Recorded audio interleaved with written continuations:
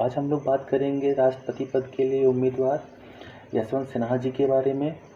तो सबसे पहले अगर बात करें, इनका जन्म बिहार के पटना में कश्यप परिवार में हुआ था।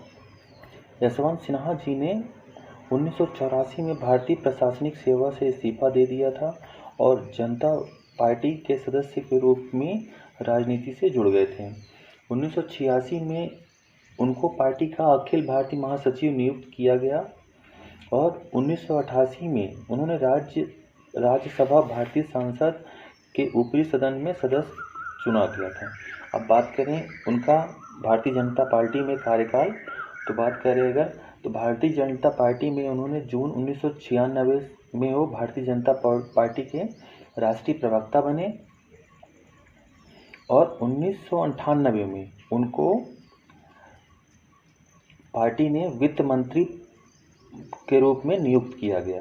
13 जून 1909 को उन्होंने भाजपा के उपाध्यक्ष पद से इस्तीफा दे दिया था और अगर बात करें उसके बाद उन्होंने वो लंबे समय तक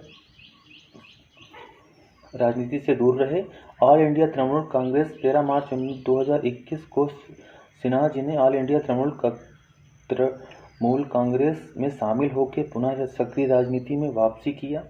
टीएमसी में शामिल होने के बाद उन्हें पार्टी ने राष्ट्रीय उपाध्यक्ष बना दिया।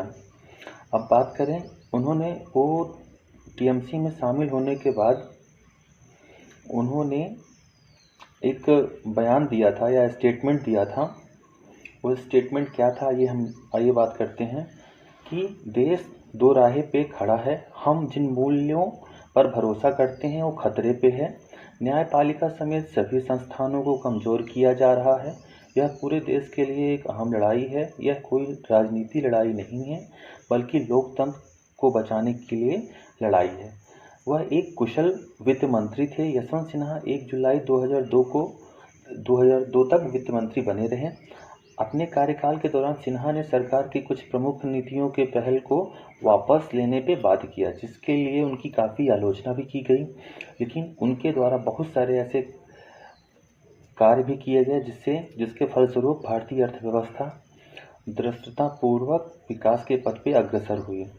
इसमें से अगर हम बात करें, इसमें शामिल है वास्तविक ब्याज दरों में कमी, ऋण भुगतान पर कर में छूट, दूरसंचार क्षेत्र को स्वतंत्र करना एवं राष्ट्रीय राजमार्ग प्राधिकरण के लिए धन मुहैया करवाना और पेट्रोलियम उद्योग को नियंत्रण मुक्त करना। सिन्हा ऐसे प्रथम वित्त मंत्री के रूप में भी जाने जाते हैं जिससे भारतीय बजट को स्थानीय समय अनुसार शाम 5 बजे प्रस्तुत करने की 53 वर्ष पुरानी परंपरा को तोड़ा उन्होंने। यह प्रथा ब्रिटिश राज के ज़माने से चली आ रही थी, जिसमें भारतीय बाजार को भारतीय समय संसद की सुविधा की बजाय ब्रिटिश संसद 1130 AM GMT की सुविधा अनुसार पेश करने की कोशिश की जा रही थी। अब अगर बात करें हम लोग, सिन्हा जी ने एक अपनी पुस्तक लिखी थी।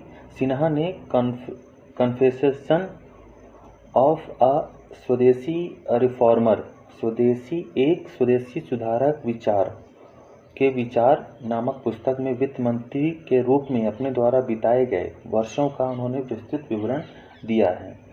अभी वो राष्ट्रपति पद के उम्मीदवार बनने के बाद उन्होंने सरकार को घेरते हुए कहा, फिर से रबर स्टैम्प प्रेसिडेंट मिला तो यह तानाशाही संविधान को उड़ा देगी धज्जियां, बीजेपी पे तंज करते हुए बोला था। आशा करता हूँ कि वीडियो पसंद आई होगी।